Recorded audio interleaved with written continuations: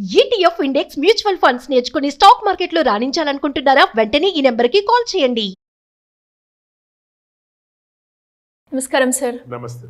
మనం చూస్తున్నాం రోజుకి ఒక్క ఇన్సిడెంట్ అన్నా ఇలాంటిది జరుగుతుంది సమాజంలో. అసలు సమాజంలో జరిగే సంఘటనలు వింటూ ఉంటే ఇంత దారుణమైన పరిస్థితిలో మనం ఉన్నామా అని ఆలోచింపజేసే సంఘటనలే మనం ఎక్కువగా చూస్తూ ఉన్నాం.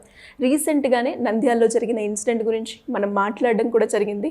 అండ్ అది ఇంకా కంప్లీట్ అవ్వకముందే అలాంటి సేమ్ ఇన్సిడెంటే విజయనగరంలో కూడా చోటు చేసుకుంది అని చెప్పొచ్చు.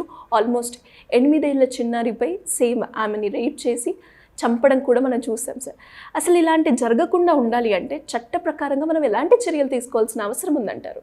నంద్యాల ఇన్సిడెంట్ కానీ ఈ విజయనగరం ఇన్సిడెంట్ కానీ రెండిట్లోనూ జరిగినది కోణం చూస్తే కనుక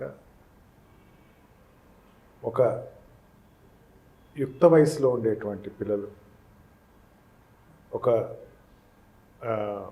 15 నుంచి 18 ఏళ్ళు 15 నుంచి అంటే నంద్యాలలో అయితే 15-12 అని చెప్పచ్చు.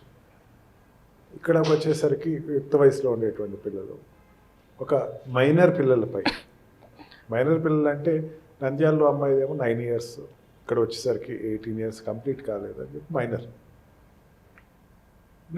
బలవంతంగా వాళ్ళ కామవాంఛలు తీర్చుకోవటం కోసం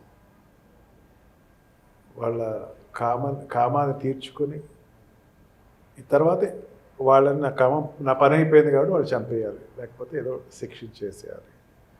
అంటే వాళ్ళొక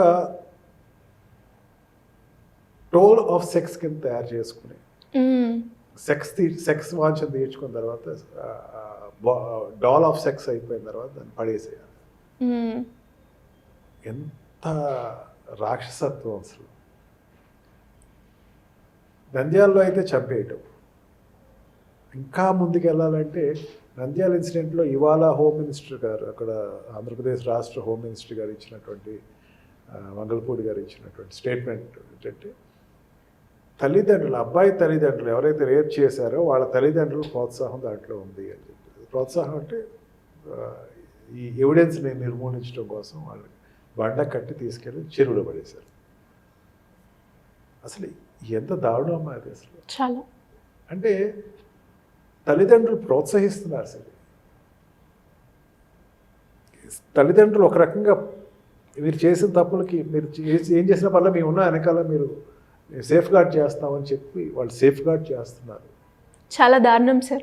తల్లిదండ్రుల ప్రభావం పిల్లల మీద ఏ విధంగా ఉంటుంది? అది మంచైనా చెడైనా ప్రభావం వేరు. అంటే వాడు సిగరెట్ తాగుతున్నాడు అనుకో సిరి, అది ఈ కొడుకు సిగరెట్ తాగుతాడు, వాడు మందు తాగుతున్నాడు కొడుకు, అది దాని ప్రభావం కాదు, రక్షణ.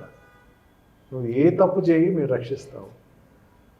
నువ్వు ఎటువంటి తప్పు చేసినా సరే, అంటే ధృతరాష్ట్రులు పెరుగుతున్నారు సమాజంలో, ధృతరాష్ట్రులు పెరుగుతున్నారు. ఎటువంటి తప్పు చేసినా సరే, మావాడు పెద్ద తప్పు చేయలేదులేండి, చిన్న తప్పే కదా, మావాడు సమర్థించడం చంపేసాడు అంతే కదా, నలుగురు ఎదురు చేయలేదు కదా, దాన్ని కాపాడేటువంటి విధానం. అంటే శిక్ష గురించి మనం మాట్లాడుకుంటున్నాం కాబట్టి శిక్ష అందరికీ చెందాలి. శిక్ష అనేది కేవలం యాక్ట్ చేసిన వాడికే కాదు, ఆ యాక్ట్కి ప్రోత్సహించిన వాళ్ళకి, ఆ యాక్ట్కి ప్రోద్బలంగా ఉన్న వ్యక్తులందరికీ కూడా పనిష్మెంట్ ఇవ్వాలి. దీన్ని కాన్స్పైరర్స్ అంటారు, అబెటర్స్ అంటారు. కాన్స్పైరర్స్ అంటే యాక్ట్ కలిసి చేసిన వాళ్ళందరూ కాన్స్పైరర్స్ అంటారు. ప్లాన్ వేసిన వాళ్ళు నువ్వు ఇట్లా తీసుకెళ్ళు, నీ జీవన ప్రదేశం తీసుకెళ్ళు, అక్కడ చేయి అని చెప్పి కాన్స్పైరర్స్ అంటారు. అబెటర్స్ అంటారు, అంటే నువ్వు చేయి, మేము వెనకాల ఉన్నాము, మేము చూసుకుంటాములే అని చెప్పి ఒక రకమైన అభయం ఇచ్చిన వాళ్ళు. వీళ్ళందరికీ కూడా పనిష్మెంట్ మనకి ఇండియన్ పీనల్ కోడ్లో ఉంది.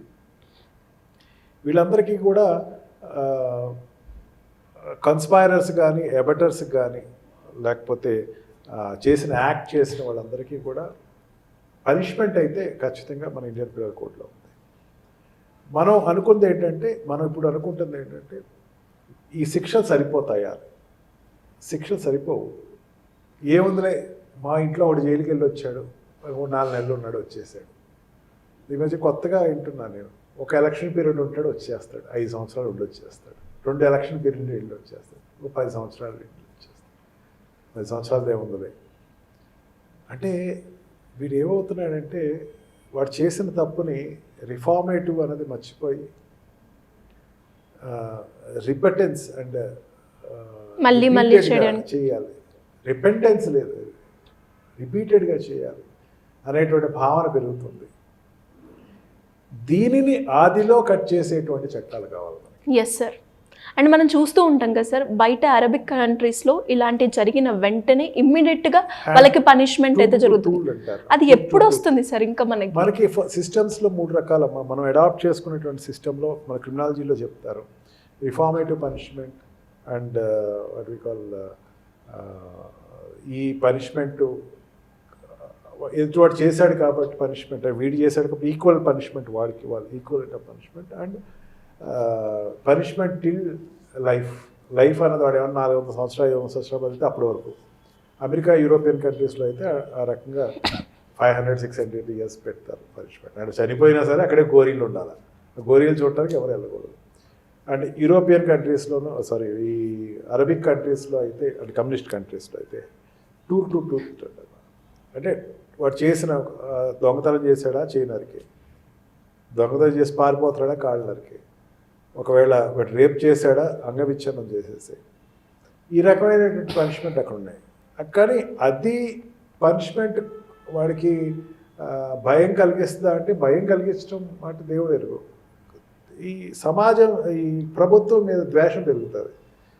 రిఫార్మేటివ్ ఉండాలి అని చెప్పి ఇండియన్ సిస్టంలో మనం తీసుకున్నాం. రిఫార్మేటివ్ పనిష్మెంట్స్ అంటారు. రిఫార్మేటివ్ పనిష్మెంట్ అంటే సరే ఆవేశంలో ఆ టైంలో తప్పు ఏదో జరిగిపోయింది, ఇక ముందు చేయకుండా మేము బతకనిద్దాం, మనకు గాంధీయన్ ప్రిన్సిపల్స్ మనం తీసుకున్నాం కాబట్టి ఒకసారి ఇంకొక ఛాన్స్ ఇద్దాం అని చెప్పేటి రిఫార్మేటివ్ పనిష్మెంట్ తీసుకున్నారు. రిఫార్మేటివ్ పనిష్మెంట్లో ఏమవుతుందంటే లీనియన్స్ వచ్చేస్తుంది జనాల్లో. వాళ్ళు మన హైదరాబాద్లో జరిగినటువంటి ఎన్కౌంటర్స్లో ప్రతి వాళ్ళు కోరుకుంటున్నారు ఇప్పుడు అట్లాంటి వాడిని చంపేయాలి. ఇక్కడ ఈ కేసుకు వచ్చేసరికి విజయనగరం కేసులో ఆ చేసినటువంటి దానికి వృత్తాంతానికి అంతకుముందు జరిగినటువంటి వృత్తాంతాలకి ఒక బేస్ అయితే కనపడుతుంది. బేస్ ఏంటంటే నేరం చేయాలనే ప్రవృత్తి రోజు రోజుకి పెరుగుతుంది. ఇదివరకు ఎవరో జైల్లో మేము కోర్టులకు వెళ్ళేటప్పుడు, మేము కోర్టుకి చిన్నప్పుడు మేము కోర్టుకు మా సెకండ్ జనరేషన్ కోర్టులు మా ఫాదరు మా తాతగారు కోర్టులు అనేది ఎప్పుడైనా వెళ్తా ఉంటే సంఖ్యలు తీసుకొచ్చి నుంచునేవాడు చూసేసరికి భయపడిపోయి దాక్కునేవాడు, వెనకాలకి వెళ్ళిపోయి దాక్కునేమో వాడు దొంగ, వాడు ఏదో చేశాడు, వాడు మన మనిషి దృష్టిలో చూసేవారు కాదు. అంటే ఒక 20 years 30 years గ్యాప్లో ఏమైపోయిందంటే పరిస్థితి, వాడు నన్ను చూస్తున్నారు, నన్ను అవగించుకుంటున్నారు, నేను మారాలి అనేటువంటి భావన పోయింది. నేను మళ్ళీ ఇట్లాంటి తప్పులు చేసినా పెద్ద పట్టించుకోదులే ప్రభుత్వం అనేటువంటి స్థాయి పెరిగింది. ఎందుకంటే ఈ నేరం చేసినటువంటి వాడికి పడాల్సిన శిక్ష సరిపడగా పడట్లేదు. అందుకే నిర్భయ యాక్ట్ వచ్చిన తర్వాత ఈ రేప్ చేసిన వాళ్ళకి అందరికీ కూడా నిర్భయ కేసుల్లోనే హ్యాంగింగ్ పనిష్మెంట్ డెత్ ఇచ్చారు, వాళ్ళకి ఉరేసినటువంటి సందర్భం. జూనల్కి కూడా ఇద్దామనుకునేటప్పుడు లోపల జూనల్ చనిపోయాడు, ఎందుకో సూసైడ్ చేసి చనిపోవటం ఏదో జరిగేది. అంటే జూనల్ అంటే చిన్నపిల్లవాడు. మనకి ఎక్కడ ప్రతిబంధకం వస్తాయంటే ఈ చిన్నపిల్లలు చేసేటువంటి క్రియల్లో జూనల్ యాక్ట్లో మనకి ప్రతిబంధకం అవుతున్నాయి. కానీ మనకి ఇక్కడ 3 రకాలైనటువంటి పనిష్మెంట్స్ ఉంటాయి: rigorous imprisonment, simple imprisonment are fine అని చెప్పి. రిగరస్ ఇంప్రిజన్మెంట్ అంటే వాడికి పనిష్మెంట్ ఇచ్చేటప్పుడు కూడా అక్కడ వాడికి కఠినమైనటువంటి నిబద్ధతోటే జైల్లో చూస్తారు. వాడికి ఇచ్చేటువంటి ట్రీట్మెంట్ కఠినంగానే ఉంటుంది. వద్దురా బాబు ఈ జీవితం అసలు ఇట్లా జైల్లోకి రాకూడదు అనేటువంటి భావన కలుగుతుంది. సింపుల్ ఇంప్రిజన్మెంట్ అంటే ఎకనామికల్ అఫెన్సెస్లోను వాటిలోనే ఏంటంటే వాడు కొంచెం లైట్గా చూస్తూ ఉంటారు. బట్ ఏదైనా సరే ఐసోలేషన్ పెద్ద పనిష్మెంట్. వాళ్ళ బంధువులు వాళ్ళు ఎవరు రారు అని చెప్పేసి వాడు జైల్లో ఉండేటువంటి తర్కం ఏదైతే ఉందో దానిలో ఎటువంటి పశ్చాత్తాపం వాడికి కలిగినా సరే మళ్ళీ మారే అవకాశం ఉంటుంది. ఇంకా ఇట్లాంటి ఎవరు స్నేహితులు రారు, నాకు చుట్టాలు రారు అనే భావంతో మళ్ళీ మారుతాడు అనేటువంటి పనిష్మెంట్. ఈ రిగరస్ ఇంప్రిజన్మెంట్ అనేది కొంచెం పెంచాలి. వీళ్ళకి ఈ రకంగా పనిష్ చేసి, ఈ రకంగా ఈ విజయనగరం కేసులో ఏ రకంగా అయితే మనం రేప్ చేసినటువంటి వాళ్ళు వచ్చిందో, సొసైటీకి లేకపోతే తల్లిదండ్రులకి, అమ్మాయి తల్లిదండ్రులకి ఒక ఛాన్స్ ఇవ్వాలి. క్షమించమంటావా, ఇంకా పనిష్మెంట్ ఇవ్వమంటావా?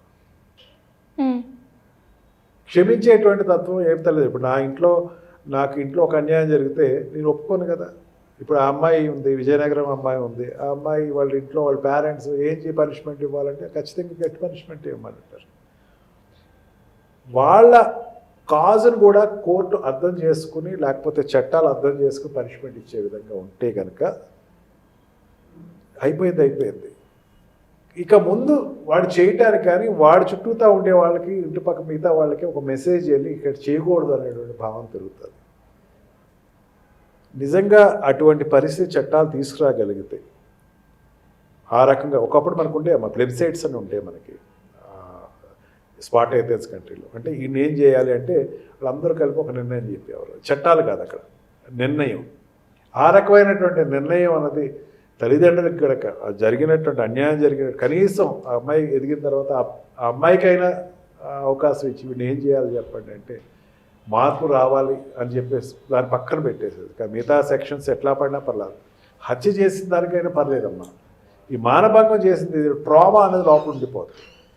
మానభంగం అయిన వాళ్ళు చెప్తారు, లేకపోతే ఆ సెక్షువల్ హెరాస్మెంట్ అయిన వాళ్ళు చెప్తారు, ట్రామా లోపల ఉండిపోతుంది. ఆ ట్రామాకి ట్రీట్మెంట్ లేదమ్మా, ఈగో సాటిస్ఫాక్షన్ ఒకటే ట్రీట్మెంట్. ఇప్పుడు మానభంగం జరిగింది, విజయనగరం అమ్మాయికి మానభంగం జరిగింది. ఆ అమ్మాయికి నీకు ఏం కావాలి, ఇటువంటి పనిష్మెంట్ ఎదుటి వాళ్ళకి ఇస్తారు అంటే ఫీజిబిలిటీ నాన్ ఫీజిబిలిటీస్ అనేది వేరే సంగతి. కనీసం ఈ అమ్మాయికి ఇతనికి ఈ పనిష్మెంట్ ఇస్తున్నాము, మరి ఈ చట్టం ఇట్లా ఉంది అని ఎక్స్ప్లెయిన్ చేసి అమ్మాయికి చెప్పి అమ్మాయి ఉద్దేశాన్ని బలపరిచి ఆ శిక్ష ఉండేటట్టు చట్టాలు వస్తే కనుక చాలా వరకు శిక్షణ నిర్మూలించబడతారు. అమ్మో నాకు పనిష్మెంట్ ఇచ్చేది అమ్మాయి, కోర్టు కాదు అనే భావన పెరగట్లా. సరే, నాకు పనిష్మెంట్ ఇప్పుడు ఎవరు ఇస్తున్నారు? నేను ఎవరైతే తప్పు చేశారో ఆ అమ్మాయి నాకు పనిష్మెంట్ ఇస్తుంది, ఆ అమ్మాయిని నిర్దేశిస్తుంది ఈ పనిష్మెంట్ వాడికి ఇవ్వాలి అని చెప్పి. వాడిని చంపేయండి, హ్యాంగ్ టిల్ డెత్, హ్యాంగ్ వద్దులే అమ్మ, చేయటం వద్దు, సరే జీవితాంతం జైల్లో పెట్టేట్టు చూద్దాం.